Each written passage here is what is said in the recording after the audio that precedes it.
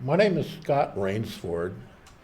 I was born in Iowa. I was a marine science technician in the United States Coast Guard. Initially 4 years active duty, followed by another 14 roughly years of Coast Guard Reserve. When I came up here as a marine science technician, my commanding officer in the Coast Guard Reserve sent me to the PG&E nuclear power plant in the year 1978 to see if I could update their contingency plan. I went to the plant, I read their contingency plan, and after I had thoroughly read it, I asked if they ever had a chance to use it. They replied, well, as a matter of fact, yes, we have. They brought out this report marked confidential. When a nuclear plant is operating, there's a person in charge called a nuclear operator, and he keeps a log of every important fact or issue that happens during his watch. There's a time annotation and then what happened. The report described an accident that happened on July 17th, 1970. It just so happened that a man named Schiffer was there, and he was one of PG&E's best and brightest. He was a senior nuclear operator. So seeing this crisis develop, he took command of the reactor. So the log that I was reading was his operational log. This report described the following. A maintenance crew from PG&E went to a local substation at an area called Mitchell Heights. And they were going to do some maintenance on a high-tension line. They believed that this high-tension line was dead. Because of that, the maintenance crew opened an air circuit breaker. The result was a fireball, which melted and damaged the whole circuit. That 60,000 volts was supplying outside power to PG&E's unit number 3, the nuclear power plant. When they lose outside power, down goes the feed water pumps that feed coolant water into the reactor. So we have an issue of overheating the core. The next in line during this initial start of the emergency was a propane generator. Problem with this propane generator was that it did not provide enough power to supply the feed water pumps, which would keep the reactor cool, and it also did not supply all the power necessary to run the instrumentation that the nuclear control operator needed to understand what was happening to the reactor. So he had no idea how much coolant remained. So now the nuclear operator is operating blind. There were 3 units. The first 2 units were petroleum-based. The third unit was the only nuclear plant. When the nuclear plant is running, one of the other 2 units must be in operation. And that is so that if the nuclear unit lost outside power, the other operating unit could supply emergency outside power to the nuclear unit. It failed because several months before, another maintenance crew had disconnected a cable in the switchyard and therefore could not complete the circuit. The second major part of the fail-safe system failed. That piece of equipment was called an emergency condenser. What that is, a compartment partially filled with water that functions similar to a car radiator. A valve that automatically is supposed to open from the reactor, taking this out of specification pressure in the form of steam. It runs through a series of baffles in this emergency condenser, which is partially filled with water. The steam is cooled, condensed back into water, and put back into the reactor core to keep it cool. The emergency condenser failed because a valve would not open. The next line of defense are pressure relief valves. They started lifting. The problem with that is it's venting steam from the reactor that's overheating because of lack of coolant. So it takes that steam and strips it away from the reactor core. In the process, it's removing more and more coolant water without being replaced. The coolant in the core is disappearing in the form of steam. Mr. Schiffer figured that out. He knew that a meltdown could occur if they uncovered the core, so he shut off the pressure relief valves. Equipment started bursting. There were 8-inch-and-a-half thick, high-strength stainless steel pipe in place to provide instrumentation to find out what's going on inside the core and eventually lead that information back to the control center. One of these pipes ruptured and increased the temperature and radioactivity of the dry well. In addition, along the system, there was a stainless steel baffle, which also ruptured. The plant is starting to come apart. There was abstract panic in the control room. Not enough crucial information was available. Mr. Schiffer knew that the steam that was escaping through the pressure relief valves were stripping the core of its necessary coolant fluid at the rate of 400,000 pounds per hour and happening faster. The reactor was out of control, so he started calling for help. The first call he made was to Vallecito's research reactor in the San Francisco East Bay area. He asked, "We have this situation, what do we do?" They did not have an answer. Immediately, he called the Dresden nuclear facility 30 miles outside of Chicago. They did not have an answer. They referred him to the United States military. He said the military, but I know what that means. The expertise in the field of nuclear power plants is the United States Navy because they operated nuclear-powered submarines and later aircraft carriers, and they had a laboratory in Idaho called the Bettis Naval Research Center. More than likely, they would have been the ones that received Mr. Schiffer's call. Time annotated were some of the instrumentation readings that he was able to get. For example, in this report, time annotated was a single number on one of his statements, and that was, to my memory, 1220. The numbers were not labeled, but I understood what 1220 was, and that was the pressure, which proved to whoever he was talking to in the Navy that the emergency condenser had failed. Mr. Schiffer called the Vallecito research reactor again and said, "This is what the Navy has recommended, and this is their plan." It doesn't list all of what this plan was.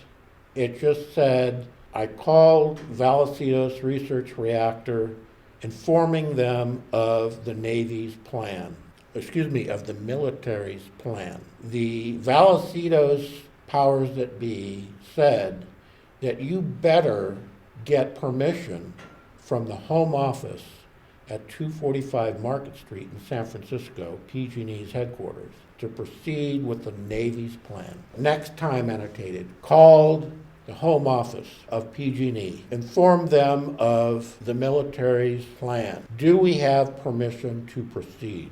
Next statement, permission to proceed was granted. One of the last things I read was that after the contact was made, the military clearly had Schiffer collect every bit of information that he could collect. At the end of that collection, they immediately activated the contingency plan because they figured out that they had already uncovered the core. The activation of the contingency plan would only occur if there was extreme danger. In the occurrence of the activation of the contingency plan, there are mandatory requirements by law that monitoring be done to establish where the radiation went and how bad the radiation was. And I asked to see the results of that monitoring, and my request was denied.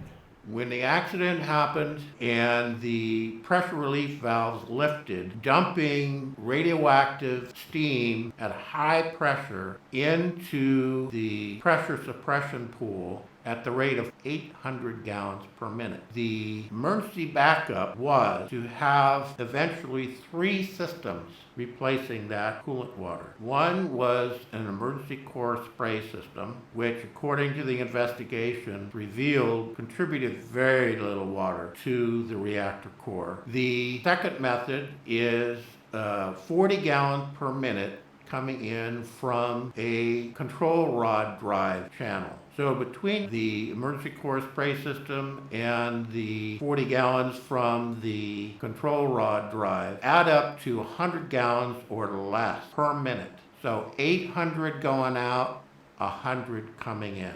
The third system is a low-pressure emergency core flooding system, which uses contaminated water only used in an emergency. But in order for that system to work, pressure has to be quite low. And the pressure is at least 1,230 pounds per square inch. And there are indications that it went way beyond 1,235. So it's not low enough pressure for that third system to work. And the hope was to add enough coolant to keep the core from a meltdown, which would eventually happen. Once they knew that they had uncovered the core, they could not continue to allow the pressure relief valves to dump the pressure into the pressure suppression pool. So what the military told them to do was open a pressure relief valve in the shutdown cooling supply line, which evacuated the pressure from the reactor core into the refueling building. The pressure is relieved from the reactor core into the refueling building. It's loaded with highly contaminated particles and explosive hydrogen gas. With the fans inside the refueling building down, the air would be still. So what would happen is the contamination along with the hydrogen gas being lighter than air would float to the top of the refueling building where it would pool and concentrate, also leading to a explosive situation. So the question is not, could it have exploded? The question is, why didn't it explode?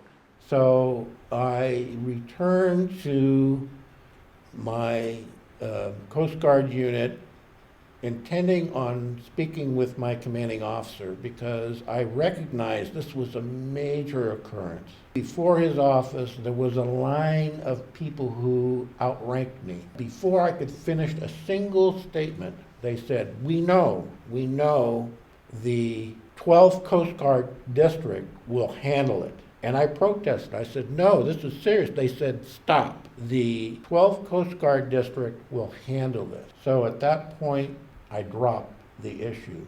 As time went on, I noticed that a lot of people that I knew were dying. And invariably, I asked them, where did you go to school? The vast majority said, I grew up by the nuclear power plant. I went to South Bay Elementary School. So I started doing research. There was an article in Science magazine, June 18th, 1971, that called the PG&E Humboldt Bay reactor the dirtiest reactor in the country. So I started studying why it was the dirtiest. And the answer was that the first generation fuel rods that they used were clad in stainless steel. And immediately they started failing. A cracked fuel rod would exposed the coolant water in the reactor core direct access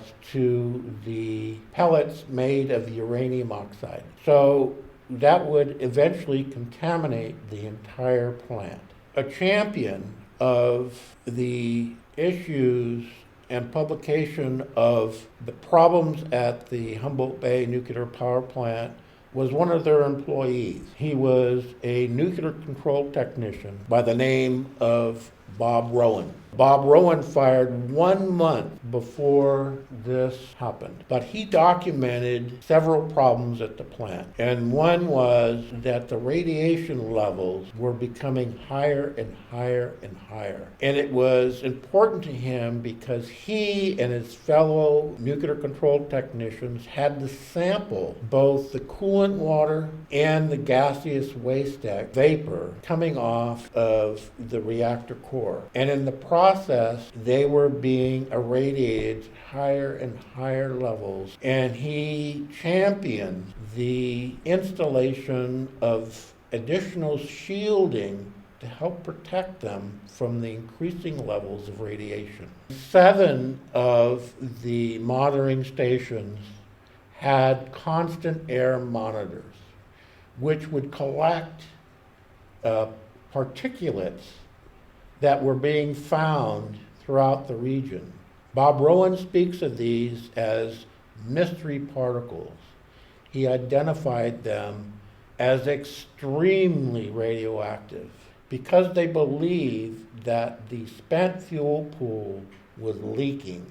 The NRC said that 1 well was drilled and samples were taken from the groundwater and they found no contamination. And in fact, that is a statement designed to deceive. Groundwater comes off of Humboldt Hill and it goes from east to west, and it would get to the Humboldt Bay nuclear power plant and push the irradiated water leaking from the spent fuel pool to the west into the bay. So if you had a well towards Humboldt Hill, the groundwater would reach that well first. So if you took readings from that one well, that statement could be true.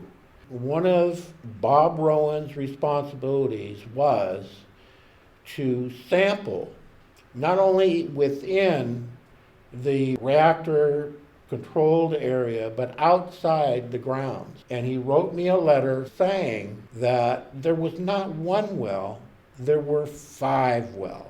And eventually all of these wells were contaminated from what they figured to be a 50-gallon per day leak from the spent fuel pool.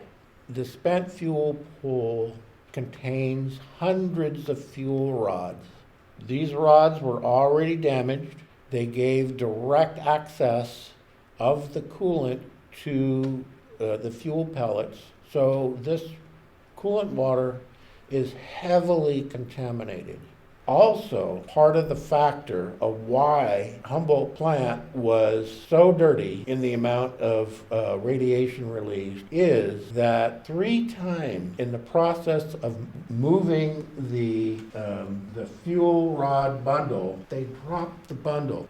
On October 13th, 1965, there was a dropping of the irradiated fuel assembly in the reactor core.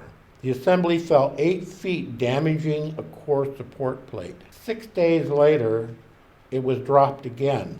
June 11th of 1975, an irradiated fuel assembly was dropped 6 feet. It bounced and fell another 10 feet down into the spent fuel cask. So there's a vast amount of contamination. I tried to get more information about this event, and I was thwarted several times. So I went to the Union of Concerned Scientists, and they provided this document that contains about 160 pages of a description of this accident. 5 days after this incident occurred, an investigation had been completed, And the results of the investigation are contained in this report. 5 days after the event happened, a United States Congress Congressional Committee examined what had happened. This congressional committee was bipartisan. It was composed of 9 senators and 9 federal representatives.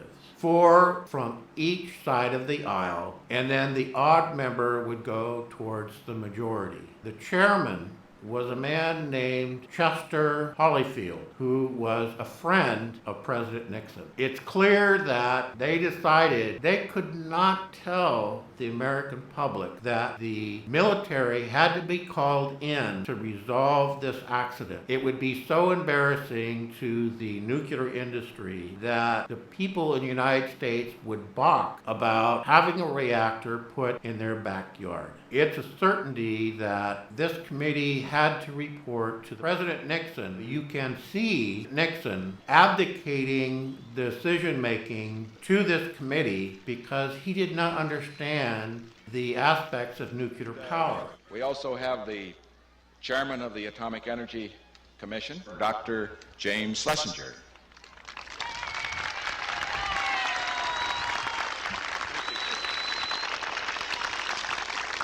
Many people in this country, because nuclear power is so destructive, are afraid of it.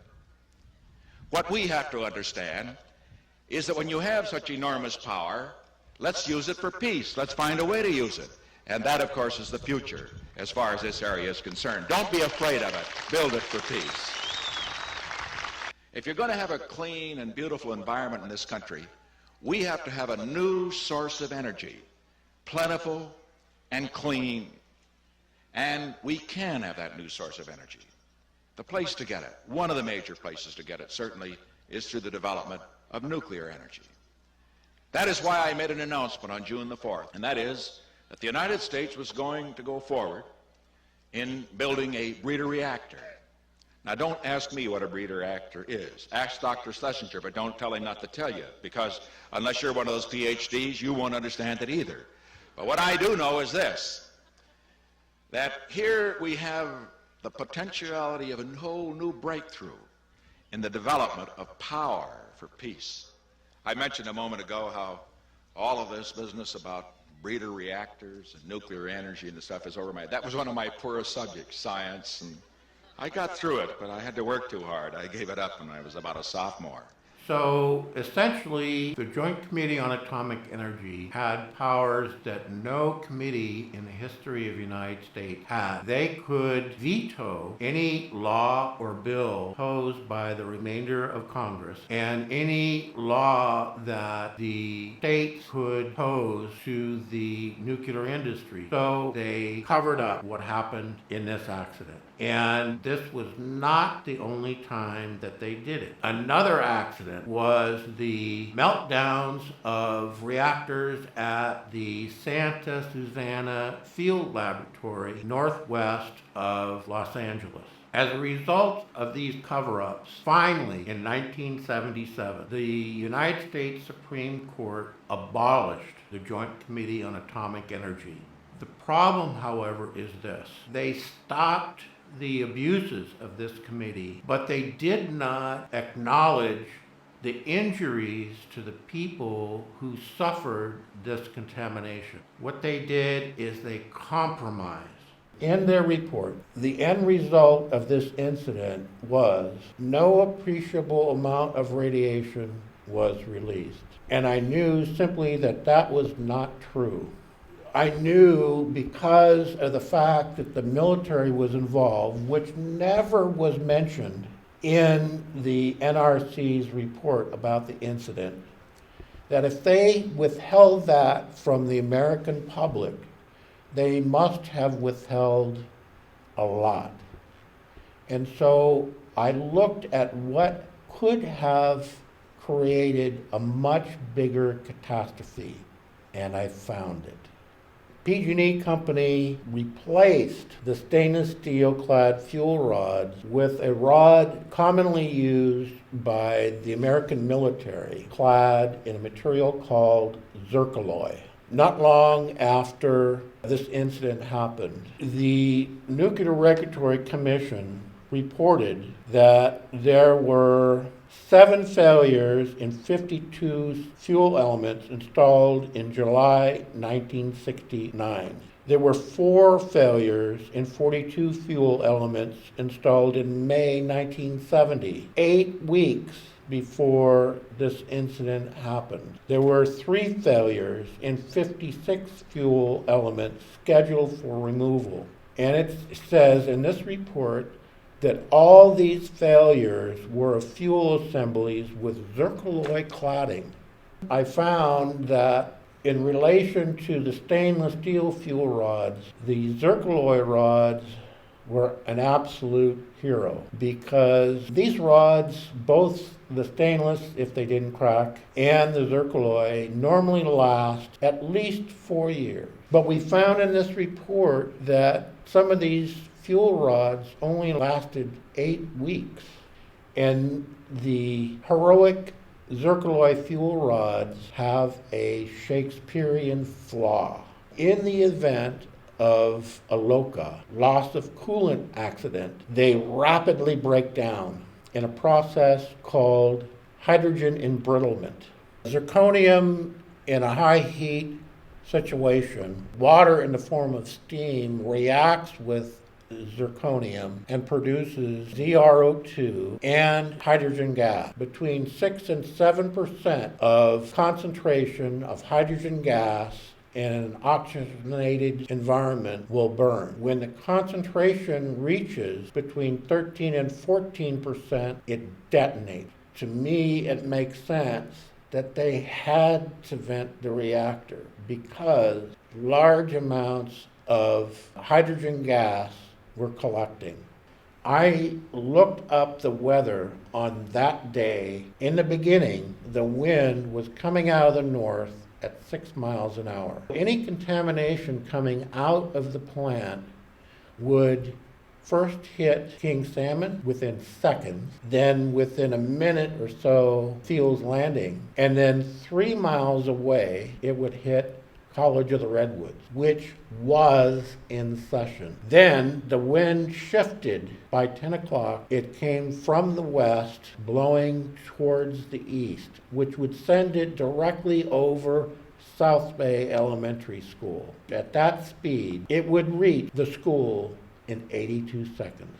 Within the last 6 years, a study was done about cancer rates in Humboldt County. Dr. Donald Baird confirmed, as the county health service officer, that the Humboldt Hill area is a high cancer rate region. And he believed that the reason it was such a high cancer rate area was because of the dioxin produced by the pulp mills. He said he would look into the effects of radiation and get back to me. He never did. If you key that into the report of the incident that happened during the entire accident, they did not know where the coolant level fell to. They made an estimation according to their own physical equation. They came, according to their calculations, potentially within 6 inches of the reactor core. I believe that's a lie, because of what happened to these zircaloy fuel rods. I believe that they uncovered the core, which created the environment in which these fuel rods would fail, because that is their primary method of premature failure. There is a second method of proving that they uncovered the core, and that is what the military's response was to resolve the accident. When the military took over, it's clear that the plan was to remove the pressure from the reactor and put it into the refueling building. From the control room, they sent a signal electronically for an emergency evacuation of the refueling building. But in the electrical chaos, They weren't sure that that was working. So they sent a man named Leroy Marsh, who was training to be an assistant control operator, to personally inspect the refueling building. And he entered the building and he verified that there were no emergency alarms sounding, but that everyone was out. He also verified that the constant air monitoring system were not working. He also verified that the charcoal filtration fans that are used to create a negative pressure system inside the refueling building were also not working because they were on outside power. Under normal operation, powerful fans move the air from the refueling building through these charcoal filtration systems in an effort to lessen the amount of radioactive particles emitted to the public. So if you were to be inside the building and you wanted to leave, you would open a latch to a metal door and air would be sucked into that building because of the negative pressure created by this filtration system. But with this filtration system down, that pressure inside the building would equalize with the pressure outside the building. The pressure inside the refueling building is now higher than outside, and so it's going to tend to leak. There's a lot of ways that radiation could escape. You have doors that people go in and out, but you also have doors large enough for a railroad train to go through into the building when they want to pick up spent fuel rods. The stacks that usually emit the normal amount of radiation through the gaseous waste stack, those monitoring devices were on emergency power, but the fan necessary to move the air samples through these radiation measuring devices were on outside power. So when they lost outside power, they also failed. So there is cross-verification that the reactor core was uncovered. One way was the destruction of the new zircaloy-clad fuel rods and the actions that they took to dump the gaseous pressure from the reactor core into the refueling building so that the explosive hydrogen gas did not build up in the pressure suppression pool. The two actions cross-verify. So it's no longer a belief that they uncovered the core, it's a fact. One element of PG&E's attempt at deception is their intent on restarting the reactor after only a day and a half. And in fact, that is not possible. When a reactor is shut down, a large amount of xenon-135 is produced. Xenon-135 is a neutron poison, more effective than the boron control rods that control nuclear fission. So the earliest that the reactor could have been restarted is minimum 60 to 72 hours, and therefore PG&E's claim to be able to restart the reactor within a day and a half is a clear attempt to deceive the public about how severe this accident was. PG&E Corporation decided to decommission the plant when an earthquake fault was discovered called the Little Salmon Fault that went very close to the nuclear power plant. The seismic upgrade of the reactor would cost approximately $300 million. It was deemed not financially feasible to upgrade the plant. So they decided to decommission the plant about 1976. Finding the fault was the best thing that could have happened to PG&E. I believe that because of this accident that happened in 1970, so much pressure was generated, so much damage was created inside the plant that there were leaks and constant breaks all the time. And so it was a blessing to PG&E because they did not have to explain why it was so expensive to operate the plant. My goal in this expose is to save lives. When my friends in the community started dying a whole list of cancers at what appears to me a remarkable rate, I believe that the high level of contaminants since the very beginning of the operation of the plant, which opened in 1963, up through 1976, including this accident, contributed to the death and suffering of the local community. Within the last 5 years, a study was done about cancer rates in the state of California. Of the 58 counties in California, Humboldt County ranks number 3, having the third lowest cancer survival rate in the state. The report looked at why this was. They decided it was not a factor of how early the diagnosis was made. Why am I bringing this up? This accident happened 49 years ago. A first grader in South Bay Elementary School, they'd be 54 now. A sixth grader would be about 60. Their immune system is breaking down because of aging. And if cancer hasn't hit them already, they're going to get hit really hard now. My hope had been that Humboldt County could have been included in Senate Bill 947, proposed by Senator Crapo of Idaho, and House Bill 3783. Those bills were designed to compensate people for radiation exposure due to surface nuclear detonation testing in Nevada. In October of last year, I went to Idaho to meet with Senator Crapo to provide the information of what happened here and the failure of Congress to protect the people in Humboldt County by issuing an amendment to his bill. Unfortunately, this is a time of impeachment.